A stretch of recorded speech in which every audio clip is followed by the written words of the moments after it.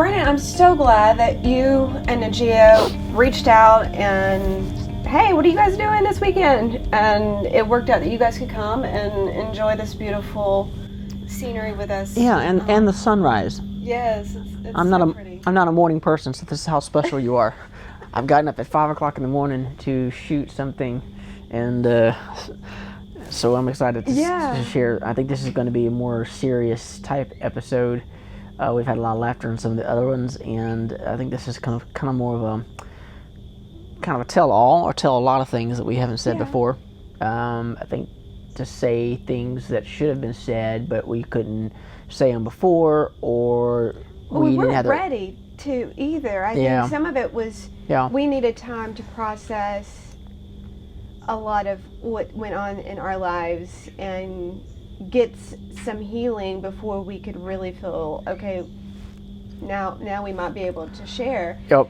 But for those of you that might be watching, this weekend marks the 3rd anniversary of our father's passing, and we haven't really had any type of official or public ceremony or funeral. That was a personal decision for our family because we'd been through a lot, and we just needed that personal time to heal and to grieve and process. And I think Brandon and I both have reached that point of where we might feel more comfortable now, maybe sharing a few things.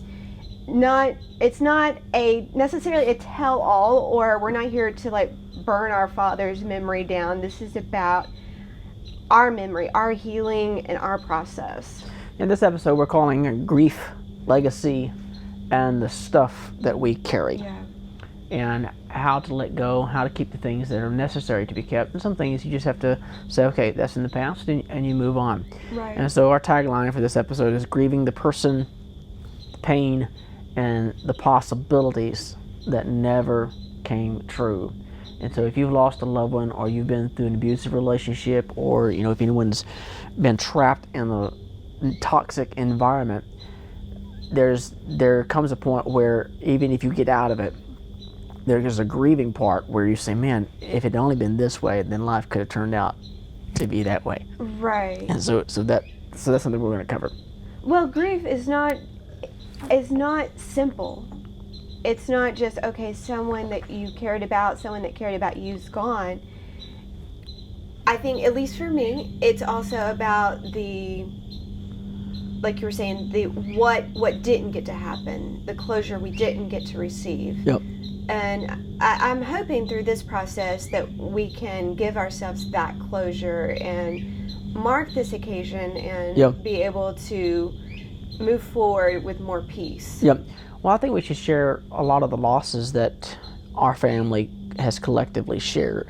Sure. Or, in a short amount of time. Right. So that we put this in perspective. Yes, we have our father passed away, but there was a lot more going on at that same point. Right. And so I know between me and Bridgett, we lost a dear cousin to cancer, and then his mother, our aunt, passed away suddenly. And to this day, of all the deaths that we, we grieve our father, I actually grieve my Aunt Bev the most, to be honest with you. That was just, I don't know why that hit me.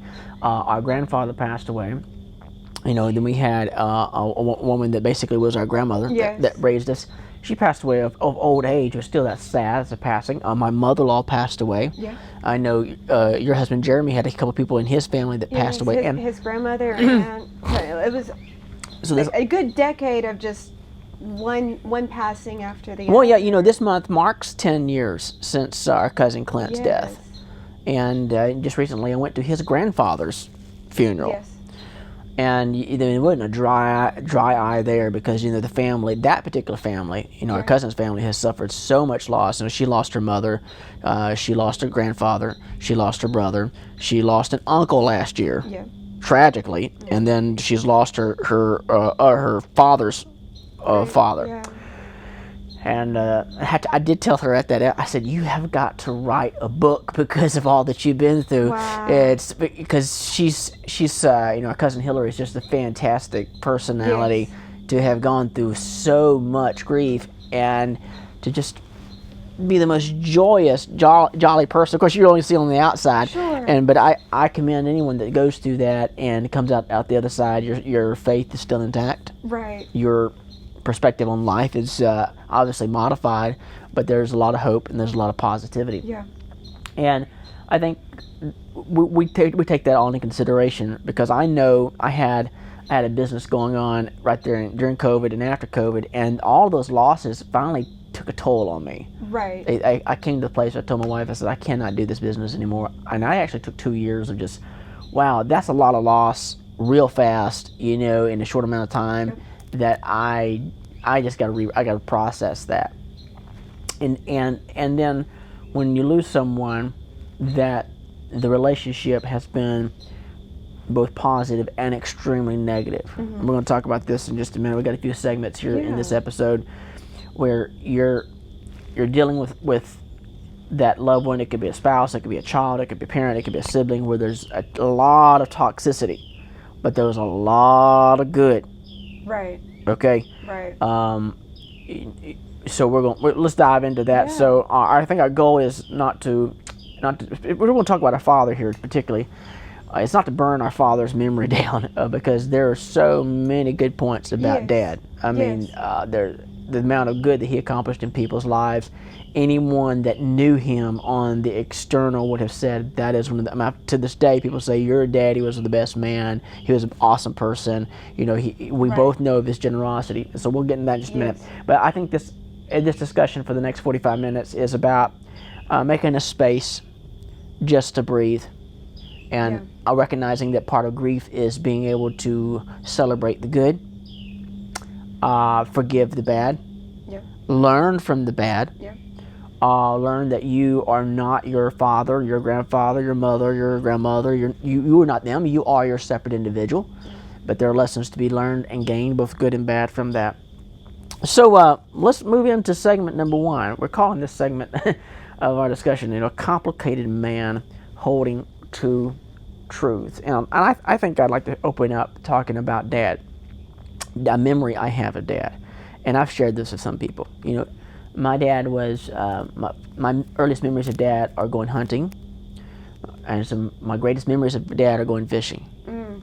And we have a lot of hilarious stories of going fishing. Yeah. When I was 10 years old, we're out in the lake, and we're going across that lake in a very, very short aluminum boat, and your daddy's 230 pounds soaking wet, and I'm 30, 60, maybe 80 pounds. 80 pounds, Yeah. 80 pounds as a 10-year-old, a really, really small guy. And so we're going across the boat, we're going like this, and Daddy, I told Daddy, I gotta get my sunglasses, so he went over there to the bank, and I just jumped off over the weeds, and of course, physics took over at that moment. And that boat shoots up, and Daddy just goes straight down. It wasn't even our boat; it's someone else's boat. And I turned around and saw Daddy, chest high in algae-covered water, and he just comes out. And that's the thing about Daddy. Yeah. He could pick up a whole boat. I'm sure we've mentioned about Daddy before in the previous episode. He can just pick up a whole washing machine. Yeah. So we've laughed about that moment for years, and Daddy would just shake his head every time he tell that story. He said, "Dude, you left me in the water." I said, "Dad, I'm going to get my sunglasses." He said, "You left me in the water." I mean, what am I going to do? I'm 80 pounds soaking wet. I can't even pick up the boat. I can't. So these memories of Dad are hilarious. Yeah. But we also have some points that I think we want to very tactfully share that are not as pleasant. Right. Not as pleasant. He was a preacher. For those who don't know, he was extremely passionate about his faith. We spent our childhood traveling around with Dad as he spoke in various locations, and so we know what it's like to see the preacher side, but we also know what it's like to see the hidden part. Yeah. And I like to open up with this. When I was in Bible college, and this was my really first encounter with something that made me step back and think about our home life. Mm-hmm. That something may or may not have been right. Yeah. Because we were raised in a very secure bubble, homeschooled, middle of nowhere. Nothing wrong with being homeschooled, but there was extreme isolation. So we didn't have anything to compare what was going on. We had no Right. benchmark. that was the benchmark. So I remember coming down the stairs there at the boys' dorm, and I heard about, I think, level 3 or 4 off the stairwell, they had a devotional quiet room. Yeah. And for the guys, and I remember just this wailing coming from in there. It was like I thought someone was dying. So I opened the door and stepped in, and there was a young boy that the dean had assigned me and my roommate. Hey, take him under your wing. You know, he's struggling a little bit. Yeah. And he was on the floor in like a fetal position, you know, just bawling. And I couldn't make out all the words that he was saying, but he was in deep agony. Wow. And I remember as he began to share with me, he broke down. He said, "It's my dad." And I said, "What do you mean your dad?" And over the next 20, 30 minutes, he just opened up and began to share with me all the things that were happening in their home, a home that was very much like ours. Same, you know, we're in the same denomination, the same connection of religious circles, I should say. And talking about how, you know, everything looked good on the outside. And then he began to tell me all the things that his father had done to him, his father had done to his sisters. And so in those days, in our religious circles, we really didn't have the infrastructure to deal with improprieties in the home. I think the cognitive dissonance that resulted from here's what faith says should be happening versus what is actually happening, and how do we resolve or reconcile those differences between reality and faith. And we would just kind of push it under the rug. I don't think collectively, it doesn't mean that we didn't acknowledge things are problem, we just didn't know how to deal with it. And I remember sitting there for the first time, and I'm thinking, I'm supposed to be helping this guy, and the reason I share his story is because that was the first time it hit me. Everything he described, I knew had gone on in some capacity in our home. And I was confronted with, you know, this real existential moment. Well, how do I rectify this? How do I explain this? How do I explain faith? How do I explain my belief system? But what he just described, looking on, is horrible. But I remember I remember just sitting beside him on the seat, and I went, yeah, those things shouldn't have happened. Yeah. So I've been yakking a little bit. Let's hear you go from there. To say Dad was complicated is an understatement. But we also have to keep into context, not to excuse away any wrongdoings, but understanding where he came from, his background. Yes. And I know you talked about just the smallness of our world and the limited knowledge we had on how to even handle certain situations. Yes. And then you throw in the factor of, okay, we were brought up that the husband, the father, he's the man of the house. He is God's ruler over the house, literally. Yeah. And so you don't question that ruler. You don't question anything. You accept it and you move on. Yeah.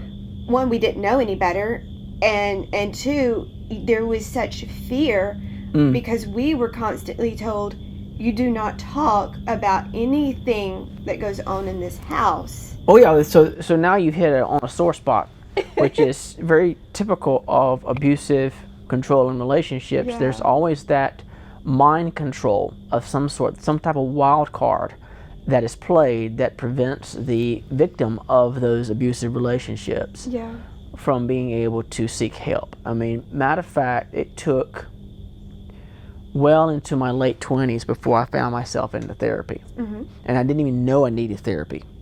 So this is the challenge of people that can be victims. You may be so blinded to the wounds that are so deep that you don't even know that they're there.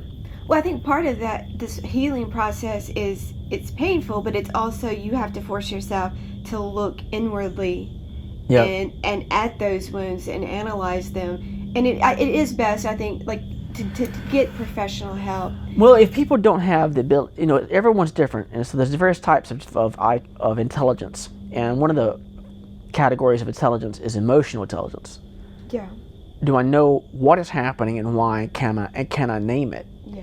And that's the beauty of good quality education and exposure, even some liberal arts education with some psychology exposure. Just even Psych 101. I remember sitting in Psych 101 for the first time and was fighting tears because I was like, oh, that's what that is. Yeah. That's what that is. And it's freeing in the sense that you don't have to be a victim to your own emotions. You can be a victim to an external source of abuse, but then you spend the rest of your years being a victim to your own emotions, and you don't even know what's driving that. And so we're dealing into deep issues here where people don't know the drivers inside, and so now they're vulnerable to different forms of addictions to quiet those demons inside. Yes. And so grief is more than just saying, okay, that was a bad thing that happened, or I lost this, or I gotta forgive this person. There's a key step that has to happen if you've been in abusive relationships of any sort. Abusive relationships can be in the form of emotional, physical, and even, of course, the extreme of physical would be a sexual abuse. Well, and you got verbal also. Well, yeah, exactly. That really affects the emotional well-being of that child. Yes. In such a way that you internalize that negativity, and it will work itself out in some way even if you don't know it's there. I owe who I am today to several people, but particularly to a counselor by the name of Mike out of Chilton County, Alabama. I did not realize that I was broken. And he called me up and said, heard about you, just want to talk. Wow. And I went over there, and I was going to impress him with all my knowledge about, because I'd done some counseling studies, in Bible colleges, so I was going to go over there and just impress this guy. I know what I'm doing. And he just sat there and listened. And I think it was the first time in my life that I was able, within about 2 or 3 sessions, I don't know how it got me to come back, just to say, tell me about your life. And I spent 2 years with this therapist. He didn't charge me. Wow. I would pay him, but he never would charge me. And I would drive an hour and a half to his house. And we're not talking about an hour session, we're talking about 3 hours. Oh my goodness. I was sitting in his living room, and Mr. Mike would just listen to me. And no one, even I myself, did not realize how broken I was. And it would take another 10 years to fully unpackage what was there. Yeah. And I want to share a story with folks that, and I know I've shared this with you, but this puts things into perspective. After our father died, I went to see our maternal grandmother, our mother's mother. Yeah. And when I was a boy, even before you were born, we lived across the road from what we call Nana and Papa. Those are our grandparents, our mother's parents. And I was sitting on the couch with my Nana, and we were talking about our childhood, and she looked up with me, and she said, she had tears in her eyes. She said, I never had the freedom to tell you this, but I want to share this with you now. So I probably couldn't have been more than 4. I was over at Nana's house, and she said she was giving me a bath. And when she went to put me in the bathtub, she said, Brandon, your body was covered with bruises, head to toe, just bruises all over. And when I asked you about how you got all these bruises on you, you said, well, I'm a bad person, and I have to get whippings all the time so I don't go to hell. And so I remember sitting on this is just, 2 or 3 years ago? Yeah. So 2 years ago? Our father died 3 years ago. Yeah, so this was less than 3 years ago. This is after he died. Okay. I'm learning about this. Yeah. I'm sitting on my grandmother's couch, and it's, of course, subsequent to my being through therapy, I went and got a degree in human development, did some other human behavioral studies. And it was like the puzzle piece that was missing for me, because that wasn't the end. That was that way for years. Yeah.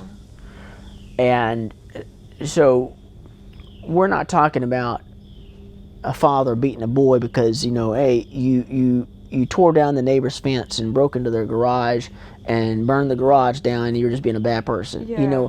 We're talking about violent physical abuse because you opened the door the wrong way. you didn't shut it soft enough. Yeah. And if you've lived with that, and that's just the physical side. Right. So when we start talking about hidden wounds, I don't remember what Nana told me. But what does that do to the psyche of a little 3-year-old, a little 4-year-old? And so to this day, I'm unpackaging, and it explains a lot. Fearful of going out in public. Yeah. Fearful of doing anything new because you're going to fail at it. The whole sense of, I don't know if anyone would know that looking on at me, but I'm probably the most scared individual anyone's ever met. I've suffered for nightmares ever since I was a little boy. Yeah. And we're not here to put blame on anything, but when we start unraveling these types of abuses that go on, and you're in, and the sad thing about it, when we look about, here's the complicated man. This is a generous man. Yes. This is a kind man. We always had strangers in our home around Christmas time because they didn't have a place to live. This is not a drunk. No. This is not a drunk. I never heard my father curse. No. But this is a man that we know can be so terrifying that I have moments. Well, I remember taking you out of the house and going huddling under that little cabinet in Daddy's office because we were just scared. He's the anger that was coming from him, the temper that was going there. And so how I would remember as a boy feeling so guilty when I would get so angry at Dad. Yeah. Because my faith background would kick in. Well, if you're a person of faith, you shouldn't be angry. Yeah. And these are not conversations I'm having with myself at 20. Having these conversations with myself when I'm 8. Yeah. And I remember being a little boy and just trying to go through our very, very religious faith environment and whispering prayers or whatever you call them. Okay, I must be a bad person because I really, really despise my father. And I'd be angry because I remember him beating me so bad that I couldn't walk. And looking back over my childhood, there was nothing I ever did. Right. Ever to be picked up like a piñata, just beat for no reason. And the fact, and I've had a struggle with feelings of anger toward our own mother. Sure. Why did you allow this to happen? My grandmother sat on that couch and she said, Brandon, I came really close to calling DHR or children's service on you, on your father. She said, but back in those days, in the 80s, it was very, very difficult to get DHR in and take a child away from a father that wasn't drunk, that wasn't doing drugs. They had no external proof of it. And she said, I just figured that if I tried and I lost that case, that I would never see you or your sister again. And so over the years, as I've dealt with my own struggle with the abusive relationships, and we're going to say some stories here. Let me just share this story. So, because this is tough for us. Yeah. Because we're talking about a great man's memory, and we're talking about things that no one knows about. Right. The most horrific night of my life, I think, was the night that we were asleep, our doors are shut, Mother and Daddy's bedrooms across the hall, and I hear screaming. We always heard screaming, but this was different. Yeah. And I remember getting up, and I could hear Mother on the other side of the door screaming out, "You're choking me, I can't breathe." And I remember the sounds of my father hitting my mother. It was so loud I could hear him slapping her and beating her coming through the door. I went back into my room. Of course, we lived out in the country. We were raised with guns. I loaded my gun. I cocked the hammer, and I remember a voice hitting me as loud as you could possibly be. This is not your battle. Uncocked the hammer. Those had a single barrel 20 gauge of buckshot in it. Okay, and I remember going and banging on the door and begging Daddy to stop. And I remember him just growling at Mother through the door. And then Mother said, "I'm okay, son, we're just talking." She barely could get her voice out. It was later that Mother confirmed, after he died, that he would choke her all the time. And that's hard to share. Yeah. Because if anybody from our background watches these, anybody from our Bible college, our father was on the stage preaching whole revival. And these things were going on in the background still to that day. And there are other elements about the abuse that were happening outside of just us. Yeah. And I'm not going to name that person's name. Yeah. But what our father did to that young girl, and I say girl because that was a minor at that time, later a young adult that was basically highly involved in our lives. I don't know what happened to her. I have no contact with her. Yeah. That's not on my choosing. I don't, life takes part, but there's. So how do I say that? Let me say this. Our father convinced us that we had to take in somebody, and he actually built a suite behind the house for that person to stay. And then when I say a person, this is a 17, 18-year-old girl. I'm going to say girl. Okay, this is not a 30-year-old adult. This is a girl. And what people don't know is that I do know that there were things going on, and I out of respect for that person's privacy, I would just want to say that I know that Mother was not the only one that was getting that type of treatment. And I remember confronting my preacher father. I couldn't have been more than 14 or 15 because we lived in the new house that he built. Yeah. And I remember saying to him, "I think what you're doing is unbiblical." And I had scriptures. I was a very knowledgeable 14-year-old about scriptures. And this is how Jekyll and Hyde the situation is we lived in. This is the man that would stand in the pulpit and say, here's a loving God that wants to change your life. So when I confronted my father about improprieties, we're going to use that euphemism there, okay? We're going to sweep it under the rug a little bit. When I confronted him directly, my father looked at me and growled. There wasn't even a human voice that came out of him. It was the most guttural growl I've ever heard in my life. His eyes were just shot. His face turned as red as a tomato. And I remember him. I had the Bible in hand. I said, "This is not right. What's going on?" Yeah. And my father picked me. Oh, once again, this is the washing machine picker-upper dude. Okay. And you were still small. I mean, I'm still small today. But at 14, I couldn't have weighed. I could not have weighed 80 pounds, 85 pounds. Let's just give myself some credit. Daddy picks me up with one hand, and I'm off the ground. And Daddy's growling in my face, "Boy, in this house, I'm God, nothing else." And threw me across the room. Like if I had to pick up this cup and throw, that's how strong Daddy was. Yeah. Pick up 85 pounds and just poof. And so I bounced off the bed and rolled in the floor. And I remember just my body went completely paralyzed. I never forget that feeling.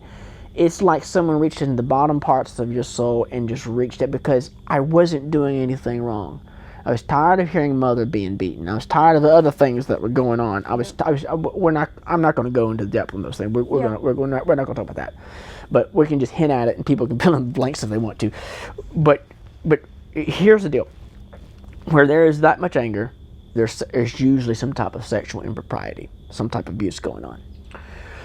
So how do you deal with the dichotomy that's there, when you're the preacher's kid and you've got to sit there and you've got to listen to the love of God being preached from the pulpit, but what's happening at home is, he's got some, we all got our shortcomings. That's how we dealt with that in those days. Everyone's got their shortcomings. Yeah, shortcomings. Okay, shortcoming would be You raised your voice at someone.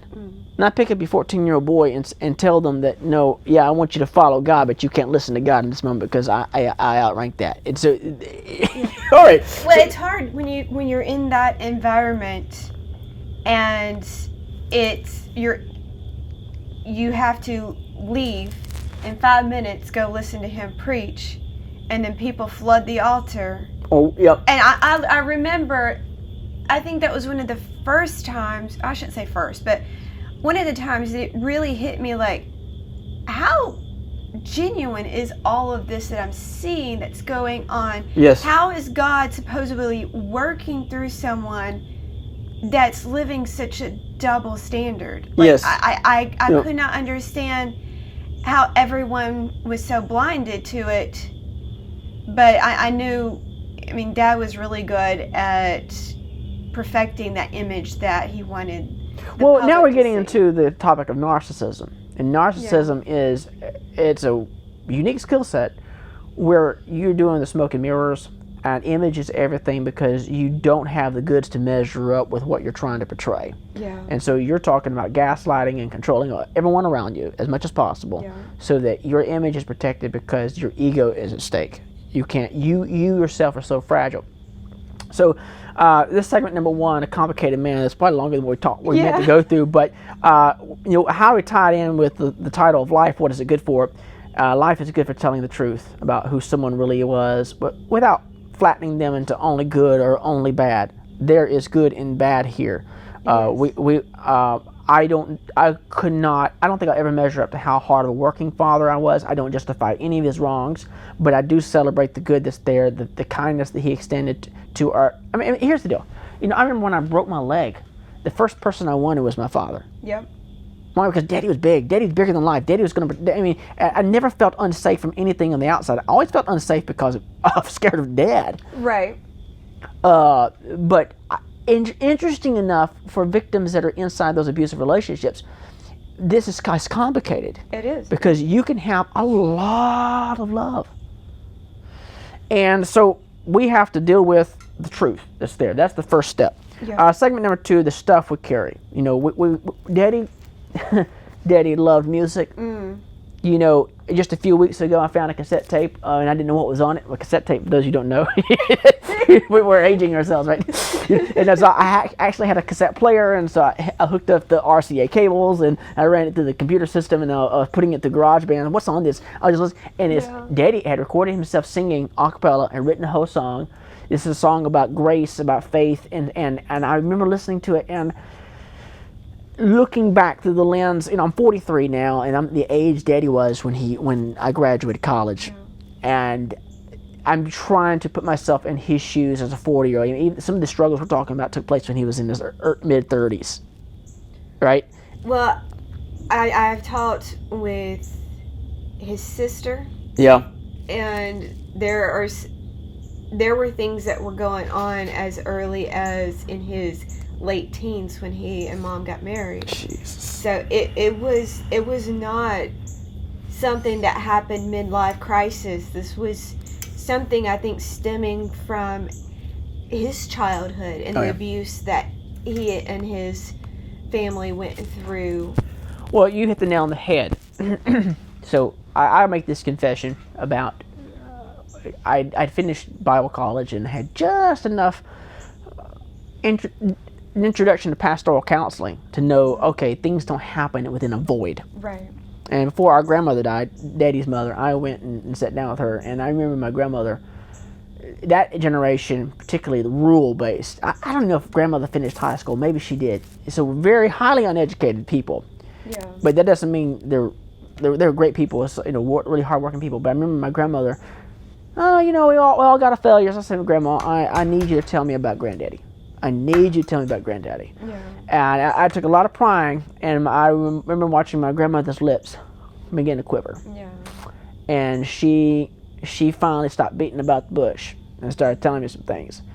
And so we're not going to go into all the details on that, Right. because we got family members of Dad that are still living. Yeah. But turns out the apple don't fall far from the tree. Yeah. And so that was a real wake-up call for me that, you know what, you can't undo things that happen to you, but you sure as heck can stop that generational curse. Yeah. You can be the one that says, okay, it goes no further. Yeah. And I'm going to conquer whatever this problem is. And so I've done a lot of talking to our aunts as well. Yeah. You know about and I know very, very sensitive topic.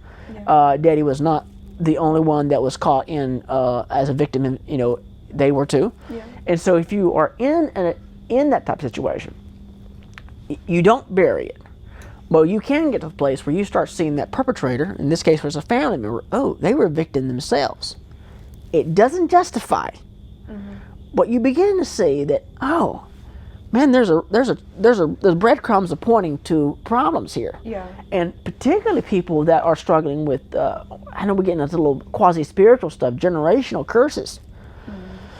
We can, we'll say this, the tendencies of the fathers and the grandfathers are passed down in some capacity. Yeah. If you've got abuse going on, you've got alcoholism going on, you've got whatever other, they have a tendency to pop up in the next generation, because it is up to you to take responsibility for yourself, right, and say, I am going to conquer that demon. I'm going to conquer whether it's sexual addictions or extreme violent tempers. How do we conquer that? And I, even in my early adulthood, up to my early adulthood, and even later, struggle with bouts of just deep anger. And it's taken here at 43 to just, but where does that come from? It's a trigger. It's a fight or flight syndrome that kicks in, and you just feel like you're about to be victimized all over again. You're constantly searching to control your environment because you always feel unsafe. And so that takes an inner dialogue to just press pause on that and say, okay, what's causing it? Well, I can trace it back. Yeah. But it doesn't mean the tendencies are not there, but it does mean that you don't have to be the victim all the time. Well, I think that you were mentioning earlier about how maybe I should say this first. I was not the target of anything, really. I think I lived in such fear that I saw what happened to you, to Mom, and I was the type to, okay, I'm walking this tight line, so I don't rock the boat. I don't incur what happened to you guys. And so I think that caused me to develop an extra sensitivity to reading the room, I like to call it. Like, where if I'm in a space and I can sense what's going on with different people. Oh, yeah. It is so draining, though. I don't know how to turn that off. The radar is always on. Yes. You're always reading the room. And what makes us good, we end up being good therapists because we can have good empathy, but at the same time we make horrible therapists because our empathy is so good. It's detrimental. It's detrimental because it takes real pain to pick up on other pain. And we are any narcissist's worst nightmare. And I've worked with them before in the business world, and they can't stand me because I can see right through your veneer. You're fake, and I don't like fakeness. I like realness because realness means it's predictable. There's authenticity there. In segment 2 here, we're talking about the stuff that we carry. We've already gotten into this part, and I'm going to tell you right now what I carry. I carry the fact that the lessons from Dad. I am responsible for how I treat other people. I'm responsible for my own actions. No one else is responsible for me. I want to be aware of the impact I'm having on my family and others. I want to be constantly aware of any narcissistic tendencies and how can I get rid of that. I want to be a hard worker. Dad was a hard worker. Yes. I do envy Dad's ability of public speaking and the ability to share good humor. I've never quite measured up to his talent on that. I'm comfortable public speaking, but Dad with no training was just phenomenal. Dad had no business training, and yet was, he left Mother well endowed and taken care of. So he made some good. He was able to do some things right. He did have a great reputation, I think, and he'd always tell me. He said, "A good reputation is better than great riches." He's quoting Proverbs. So I'm like, I want to carry also with me, if we're talking about segment 2, you know, the stuff that we carry, we imagine our souls as being suitcases, and we need to look in there and say, what baggage are we carrying? What are things? I carry the fact that while I never was able to get full closure, I was able to have these conversations with our Father. You were married and long gone, and I remember Daddy came to me. I was late 20s. I was probably 27, 28. Okay. You know, I was back at home temporarily, and Daddy confided in me. He's like, I don't know how the conversation came up, but I said, let me tell you something. You thought you had me and Bridgett fooled. I said, you know I almost killed you? And I said, I'm 12, Daddy. I have a loaded shotgun. And it was by the grace of God I didn't kill you that night. Yeah. You know, I said, you know what stopped me? I didn't know how to provide for my sister or my mother. And I watched our daddy, big old daddy, just break down and bawl. This was not a man, because I was scared when I was confronting him. Sure. Even as a young adult there. Right. This was a man that I think his own demons had finally broken him to the point that he about couldn't hold himself up on that bar stool. He almost fell off the bar stool, because I think his relationship with me was a transactional one. I'm dad, I'm bigger than life, I got this, I got the money, I've got the power. And for him to think that his little 12-year-old kid saw all through that, I think that was the moment. I remember it changed our dynamics going forward. He never, ever again at that moment raised his voice to him, because even as an adult, he would just chew me out over the phone. Yeah. And there was a change in him. I think there was still a lot of struggles, a lot of guilt he carried. Yeah. I think he got to the place where the guilt got a hold of him so much that he didn't know how to relate to me or you. Daddy's whole interaction with relationships was money based. Yeah. If I'm going to do something for you, he used money as a way to make someone feel like they were indebted to him. That's how he kept people loyal to him, because he never could figure out true intimacy. True intimacy means vulnerability. And this is one of the things that I decided to do, and which is why I have such a wonderful relationship with my wife. She's a wonderful person. Yeah. Is I took what happened with Dad and I thought, what is the opposite of that? So anytime I feel like I'm not being as husbandly as I should, I think, well, what was Daddy doing? Does this look like, that looks like Daddy. Okay, let's not do that. Yeah. Do the opposite. So I do say thanks to Dad. I have learned from that. Yeah. You know, and there again, we're back to segment 1, trying to hold on to, the good and the bad. But here we're talking about the stuff we carry. What am I going to let go of? I know that I'm at a place where I don't feel angry as much anymore. Yeah. I feel, when Daddy died, I guess we make this statement. We didn't have a funeral. Right. We didn't have a memorial service. You know why? Because I could not bear the hundreds of people that were going to show up to that funeral and shake my hand and say, your dad was such a fantastic man. Because I was like, when Mama called me and said he died, I was like, okay,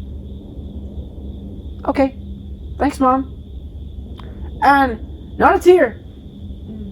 I was like, oh, good, I can move on with my life now. That was my reaction to that, because I didn't, and to this day, I rarely ever miss him. I miss his humor every once in a while, because that was the only way we connect, was like through cheesy humor. Because I don't think he understood what true intimacy was about. Because relationships are transactional. I got to maintain my image, otherwise you're not going to accept me, right? Yeah. So I like a relationship where I can say, this is who I am, right, and I'm 100% safe. So I choose to carry that with me, and I think for this segment we say that what's life good for? Life is good for remembering, for unpacking, and for choosing what we want to keep carrying. Yes. Let's talk about unfinished grief and the void. Well, like you were mentioning earlier, I mean, we've lost a lot of people. Yep. Over the the past decade, and that I think I have felt different levels of grief for each person. Some hit harder than others. The grief for Dad's been a tricky one, just because it was so much more complicated for me, because I feel that my relationship with our father was different than yours.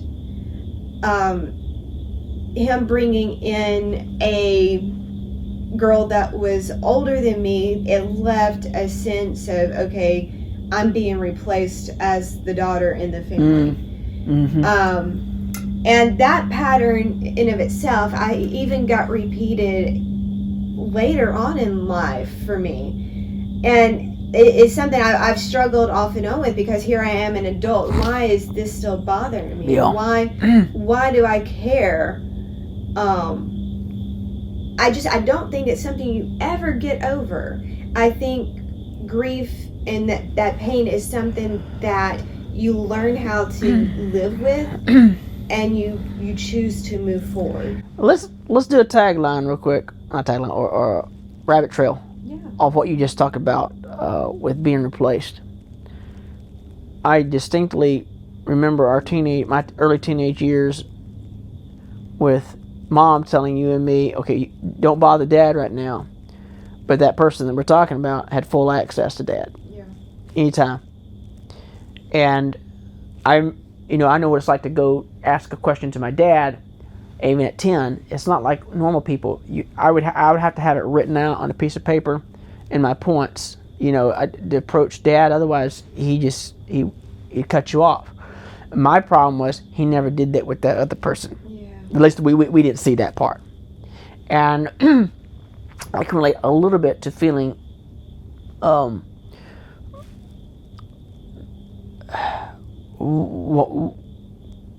why don't I have that type of access? Yes, and so that I don't know what was going on there. I never could explain Dad's obsession with bringing other people into his life when he couldn't even really connect with his own family well. So I'll never be able to get the answer to that question. He's a complicated individual, but I do share some of those feelings of being replaced, but not like as strong as yours would be. Yeah, I could see why that would be there. Well, I remember being, I think it was I may have been 4 or 5. I mean, I was the typical daddy's girl. Oh. And I just, and I struggle sometimes to wonder how much of my memories are truly accurate, how much of it I've somehow twisted up. No. I try to always, I want to be honest with myself and realize that, or how much can you truly remember accurately at such a young age? You're right. Memory can be changed over time as you apply new emotions to that memory. It can be. That's why in court of law sometimes testimonies of witnesses that are years old are not as reliable. You're right. Yeah. But regardless of not, you're still left with the current emotions that you have to deal with that. Yeah, those things it does shape you, and for me it plays out in my marriage. Yeah, relationships, because that it's going to trigger that feeling of that fear of abandonment again. Yes. You were talking about things that you've learned from Dad, whether good or bad, and one thing that I've taken away is open, honest communication. Yeah. I mean, that is something that Jeremy and I try to pride ourselves on, in the sense that, and here's the other thing, I always felt like we sometimes had to read between lines with our parents. Oh, you have to. Like, you have to. It goes back to sort of reading the room and then picking up on little clues here and there, or not clues, cues on what may be going on. I think it stems from your body trying to protect itself, and I struggle with that in other relationships. But Jeremy and I, we've had long conversations about this, where we even wrote out a relationship agreement to where Sheldon Cooper could be really proud right now. Like, okay, I promise I will not make you guess what I'm feeling or what I'm thinking. Yeah. If I have a struggle, if I have a problem, I'm going to say it, what it is. Yep. So I'm not going to be ever here, typical female, of thinking, oh, I wish he would do this, or I wish he would pick on the fact that I'm upset. No, Yeah. I'm going to just come out and say it, because I know his strengths and his weaknesses, he doesn't pick up on those type of cues. Yeah. He doesn't read the rooms like we do. And so I made an agreement to him. Hey, if I'm struggling, I'm going to tell you. If I have a problem, I'm going to communicate what that is. Yeah. And if I don't know what it is, I'm going to at least tell you, hey, this is what's bothering me at the moment. I don't have it all figured out, but I'm just letting you know in case you pick up on any type of vibe from me that something's going on. But we didn't have that growing up. No. We're just having to sit there and try to guess what it is and try to avoid any fallout that might have come from it. Well, if there's a communications theory that discusses what's called the uncertainty reduction principle, and it drives all human behavior. The bird's having a happy morning, isn't it? It's closely connected with our fight or flight response. So we're constantly scanning our environment to assure ourselves that we're safe. Yeah. And if there's uncertainty there, we're going to try to avoid it as much as possible. And when we put that into relationships, and there's an overdrive of that sensitivity, it's hypersensitive, you then get cortisol and adrenaline overload. Yeah. And now you're not far removed from PTSD. We think of PTSD as being war-related, but you can have PTSD that is very similar because of toxic environments due to the lack of unpredictability. So that you're always on edge because you don't know what's going to happen next. And you can carry those tendencies, that the brain's plasticity leaning toward that way of thinking, into relationships. So here's segment 3. We're talking about closure is what someone gives you, but peace is what you can give yourself. No one else can. Peace is about coming to grips with the good and the bad and finding resolution on your own. Our Father can't give us peace. Right. No. I had to find peace in my own. There was times where I just completely, I told my father, please don't call me unless you're stuck on the side of the road and you need me, because whatever you got going, you got drama. I did do that as an adult, and I think Daddy did not know how to deal with the fact that his son could just walk away. And I remember the day when Daddy found out how much money I was making, the color drained from his face. Because if my son needs me money, financially, then I'm needed. Yeah. And he was, and so Daddy really struggled with getting to the spiritual aspect of relationships that they're not just entirely transactional. Yeah. And so he's not responsible for my peace. I'm responsible for my peace. Yes. Segment 3 is, life is good for learning to live in the in-between. Not everything heals neatly, and not all stories wrap up, but we still live with them.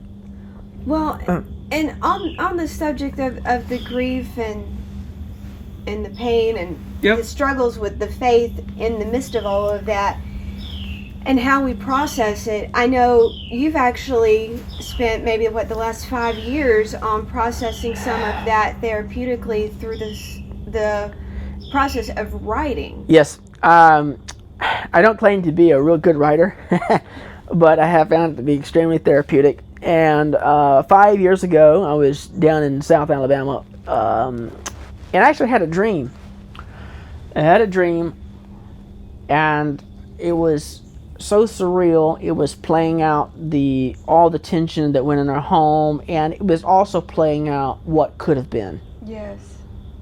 What would have happened had somewhere in Dad's early 20s or late 20s, he had the revelation and life change that he had in his late 40s. Yeah. What type of man could he have become? And so I began writing out this story, and it's taken 5 years for that story to come to fruition. I couldn't finish it while Dad was alive. I just could not bear to finish those last few chapters of that story. And so after he passed away, it took a whole another year and a half before I touched the story again. Yeah. And finally was able to write a story that talks about this interplay between faith and trauma. It also celebrates what I wish my father could have become. Yes.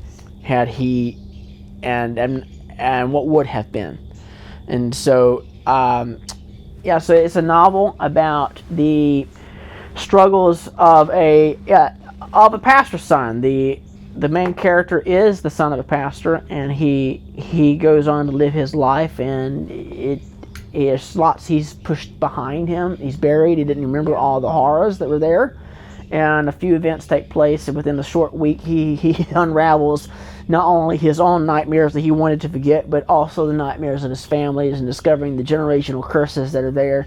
And I do envy what the characters go through at the end, because they get not just closure, but there's a sense of celebration of life. Okay, there's a lot of bad things that happen, but look how it's turned out. The good has come about.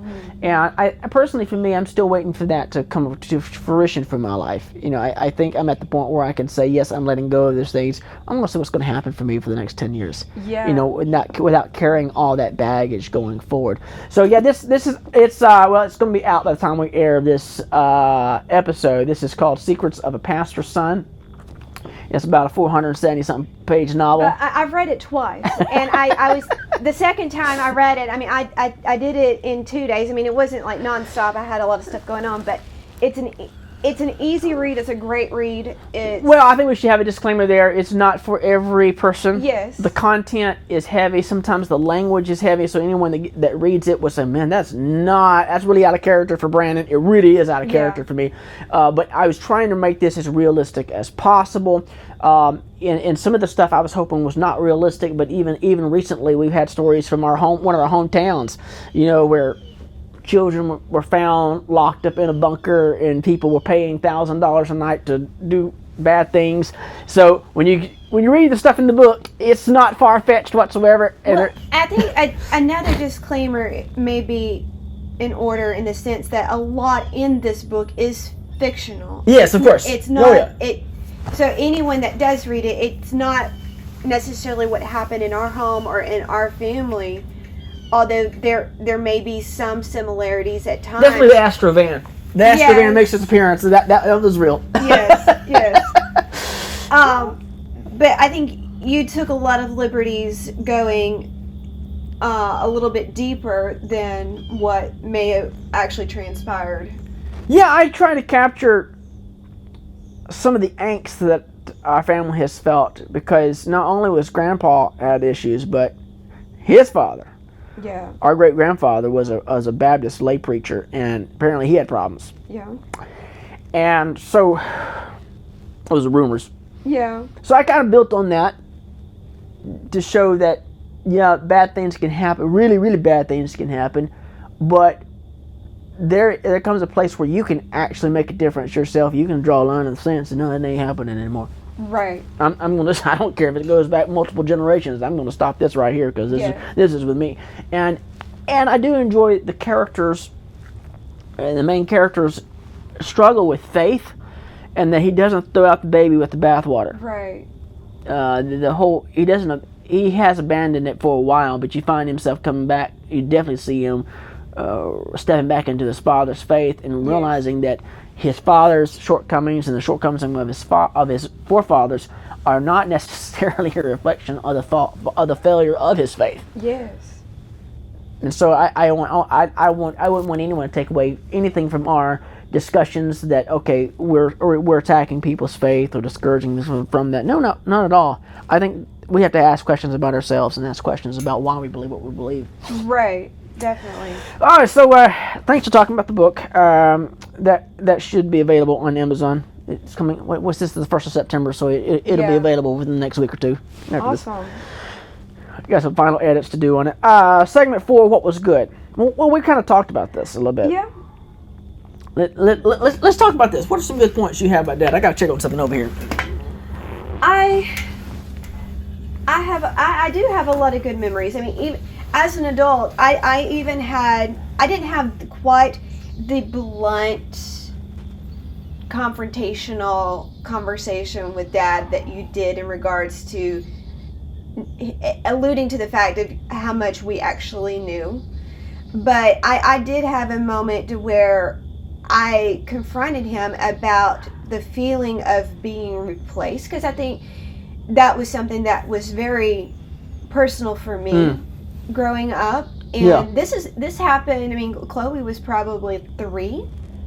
So, I mean, I was definitely an adult and had been away from home for a while. But it was something that was still very sore spot for me. Yeah. And I did confront him about that, and he and I got to have some reconciliation on that. But I mean, again, you sort of just have to take it what he said at face value. And that was another thing. I never ever really truly believed things that came from him. I didn't know what to believe. He had a way of saying things that made him look better. Yeah, he did. He had a way of twisting things. But I guess I and this is really bad on my part, but I felt so desperate to want to believe that I accepted it. Yeah. And he and I actually went for a whole week, just me and him. We went on out to Yosemite, and we had a really good trip. A whole week with Dad? Yeah. Yeah, we flew out to California, and we went all through Yosemite, and we went to San Francisco. Oh, so those are memories. I'm glad you got them. Yeah. That I got to have that, and it was like, for the first time, I felt like he was mine. I know that sounds so cheesy, but I felt all of our life we had to share him with so many people. Now that is a side effect of preachers' kids or other ministerial kids that people on the outside don't realize. Yeah. If your father is in the ministry like that, even without all this other negativity. Yeah. Okay. I want to make a statement. The negativity that was there was not because of religion. It wasn't even because of our particular church background. No. They're fantastic people from my church background. Yeah. They don't have this type of problems. Right. This was a guy that had issues that were never dealt with, okay? But even if none of those problems are there, there's the cost, the unspoken cost that comes with, we can just call them preacher kids, okay?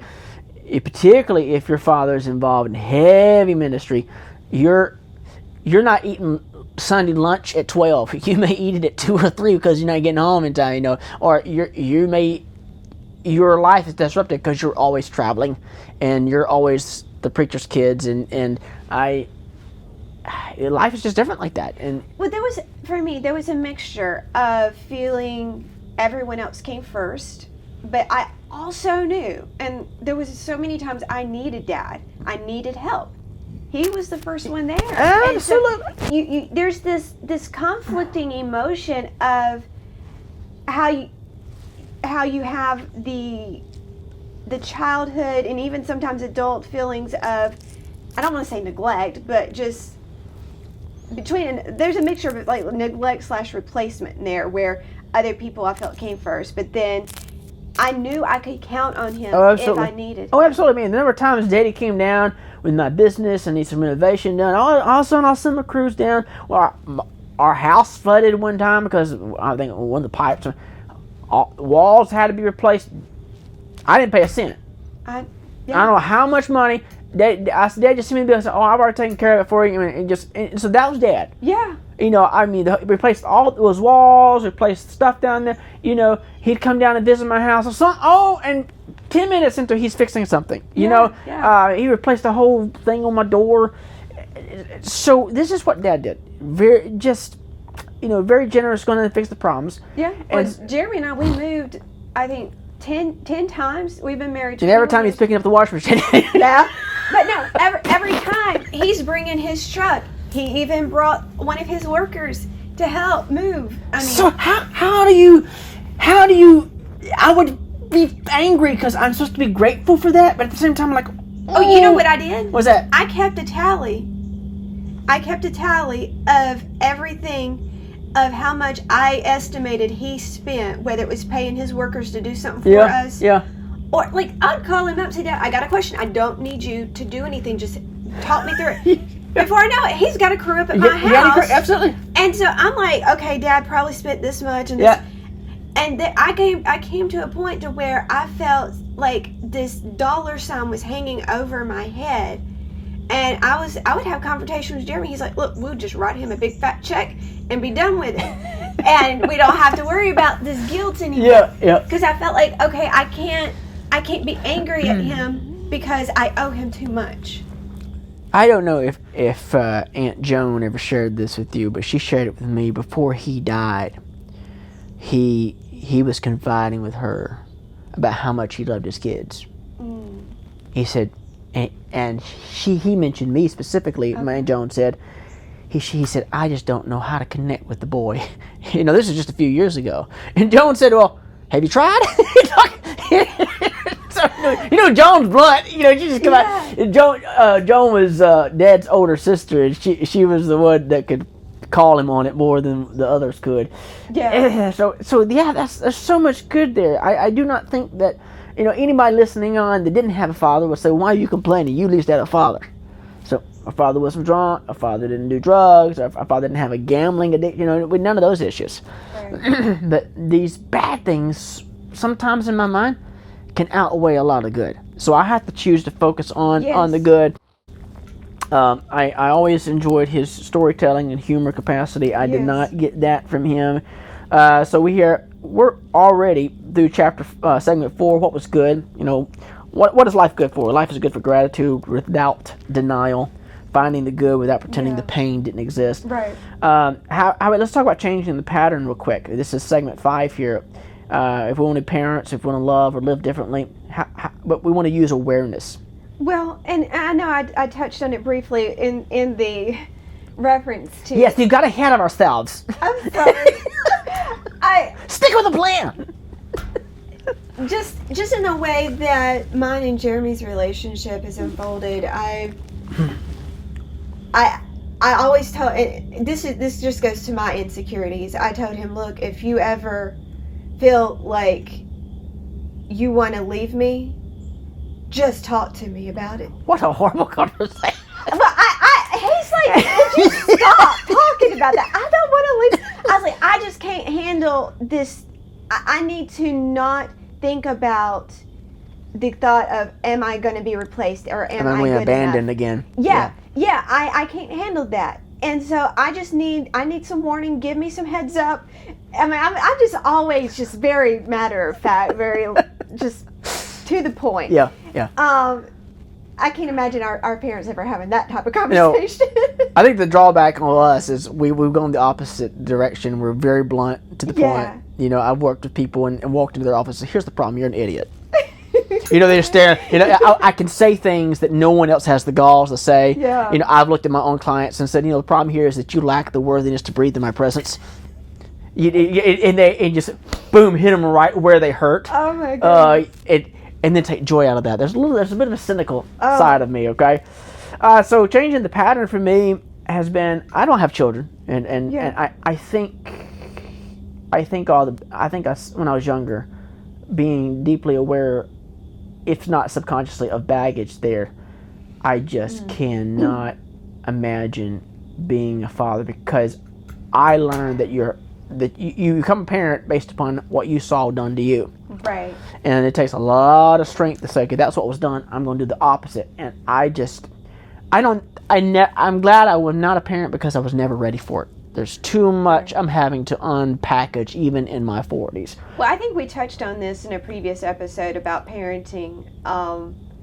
But Jeremy and I told him about my concerns from our childhood, and I'm like, I cannot bear the idea of disciplining Chloe with spankings.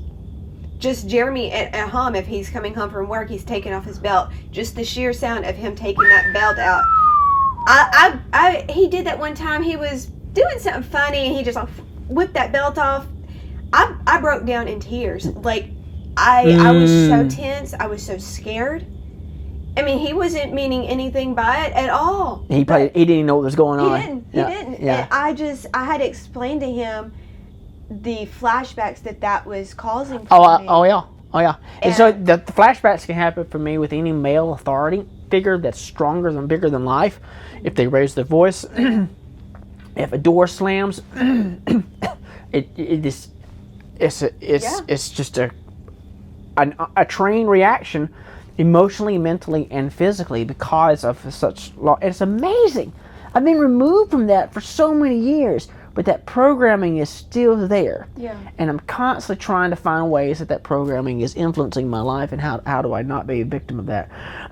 Well, Chloe, when she was born, I had a discussion with our parents about how we would be disciplining Chloe, and given all that we went through, I was like, if I hear that anything is going on at your house, Yeah. Chloe will not be coming back. Oh, see, if I had kids, I would never have left them alone with them. I would not have. I mean, mother is a gentle person, so that's fine. But no, daddy scared me. But here's the thing. I watched his interaction with her as a grandkid. I was like, where was this guy at? Every time Chloe came home, I mean, she doesn't know. No, she doesn't know. And so I'm like, Chloe, so how was it at Mimi and Papa's? Oh, it was great. We had fun. I was like, so no one got upset or no one's hollering? Yeah. Anyone slamming doors? No. So, I mean, I would have just random little conversations because I was always really nervous just given the history that we went through. Yeah.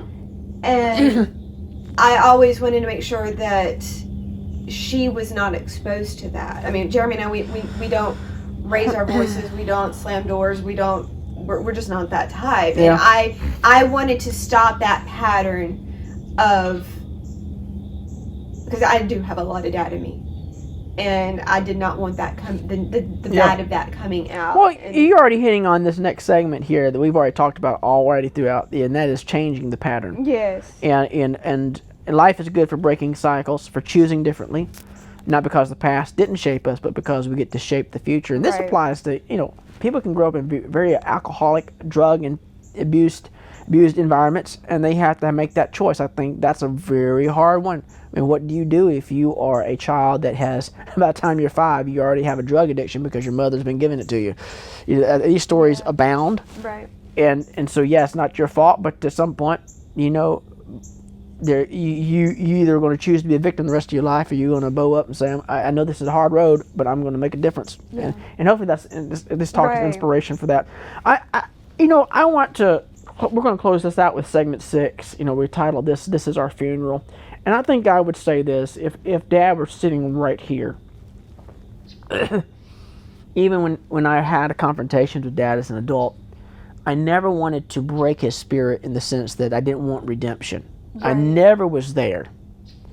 But what I would say to Dad is, I'm amazed at how much weight and load that you carried as a young guy, with no training, no preparation for the world.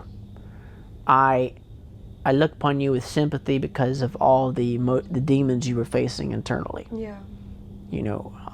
Probably feeling like you're not good enough. The imposter syndrome must have been really strong with him.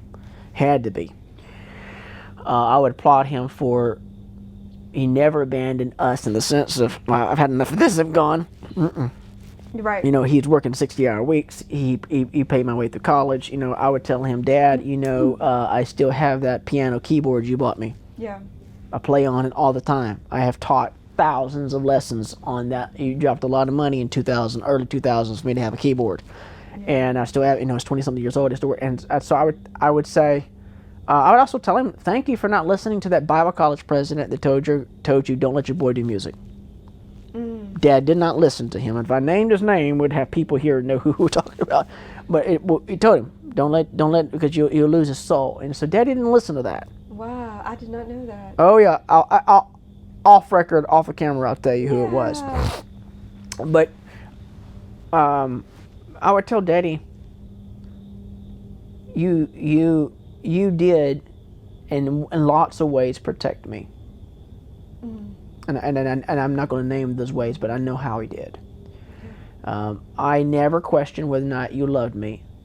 I just knew that, particularly the later part of your life, the demons you were facing, you were going to have to face alone. They were yours to face. Yeah. And I have absolutely no ill will toward my father.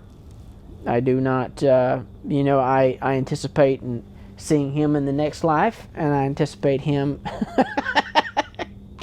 I anticipate the first words, and people who watch the Andy Griffith Show will know this. Andy says hi. Hey to Goober. I hope that that's the first exchange that we have in the afterlife, because it's going to be. He's going to look and see. I see the wounds I did. Yeah. I'm going to look and see. I see the wounds you have. Yeah. But they're not going to define us. Right. Or at least define. They're not going to hem us in. Right. I would say, Dad, I've taken those wounds, and I have spent years working with adults, and ironically in the music lesson setting, but those music lessons have been therapy. Right. Picking up on wounds from other people. And people sense that. You and I both have spent our life with people, without asking other people, people just tell us our problems. Yep. And being able to say, I feel that. So I hope that in the end of life I can say, this did not hold me captive, but I was able to turn this around into a strong point. I'm 43, God willing, I got another 40, 50 years of living. And the goal is to, how do you help people that are in those same situations? Yeah. And you can say, I've been there, I've done that. It's not easy whatsoever, but here's the path forward. For me, I think I would tell him, because of you, I know, like, I've had so many people come to my home, and they just sit there like, it is so peaceful. That is not something we had. No. And it makes me so happy when I have people that say that. And I think I've been able to pick from Dad, okay, this is what makes things not peaceful. This is how to create a peaceful environment. That's like Chloe. She goes away and she's like, Mom, I'm ready to come home. It's like, why? She's like, I just need to relax. And she has that at home. The fact that she finds that in our home, it means so much to me, because I remember you and I, you were a couple of years older than me. You were trying to find us an apartment to where we could find a way to move out. And no teen needs to be going through that. And Chloe's in her teens now, and so for her to be like, I can just relax at home. I can be me at home, and that means the world to me, that she has that freedom and that comfort. Yeah. And Dad, I've also been able to learn how to manage money, how to. Oh yeah, that's a good one. I mean, Jeremy does provide for us, and he is part of that process. But a lot of it does follow me in regards to how the money gets managed. You're not going to go spend $90,000 on a swimming pool in the back? No. He literally did that. Even though Chloe keeps begging for one, no, I'm not doing that. No. But, so, there are things that I've been able to gain on. Maybe Dad didn't show me how to do it, but he showed me, okay, this isn't how you need to do it. And so, that is what I take away, and I do attribute to him. And that's not, I don't mean that in a derogative sense. It's a good thing, because it's enriched our family's lives. And how I've been able to learn to handle those type of situations and create a peaceful, comfortable environment for my family that my daughter actually doesn't want to leave. In closing this segment and wrapping things up here, I did go over to our grandfather's grave, our great grandfather's grave. They're side by side over there in Chilton County. Yeah. And I looked at them and I said, I remember this was right after Dad died. Okay. And I stared at those graves, and I was like, those problems stop with y'all. And I hope that at the end of life's road I get to say, yeah, I conquered y'all's battles. Yeah. Whether it was whatever those issues are, and so I take that with me. Take that with me as a challenge. So here we are. I would say Dad mattered. So does the pain, so does the healing. Yes. This is a wonderful setting just to look out and find the serenity and the peacefulness. Is kind of reflective of what I hope I can carry inside with me. And this is what Dad loved. I mean, he loved the outdoors. He loved... Yeah, he loved the outdoors. And I asked him about that one time. Daddy, you like what you do because you're building houses? I love the outdoors. Oh, God, no, Jesus. I mean, this is about as outdoorsy as I get because I'm like, where's the spa? Okay, where's the spa?